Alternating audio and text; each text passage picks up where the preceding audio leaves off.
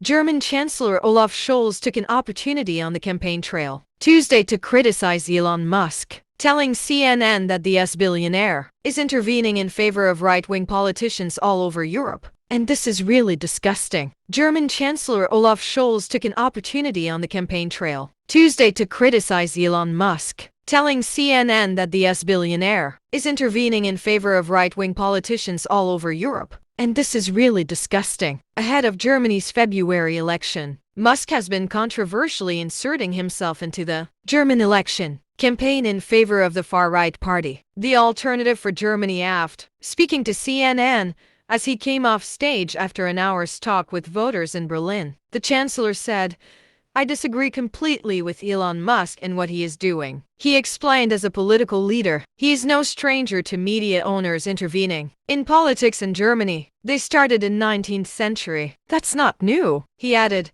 "What is new is that he is intervening in favor of right-wing politicians all over Europe. And this is really disgusting. And it is not good for the democratic development in all of the European Union." In the week that the world and Germany commemorated the 80th anniversary of the liberation of Auschwitz, Musk told the crowd there is, frankly, too much of a focus on past guilt, and we need to move beyond that. The chancellor, in an unusual burst of emotion, told CNN, "This is why I'm so angry about Elon Musk. This is the historic responsibility we will continue to take in the future as well."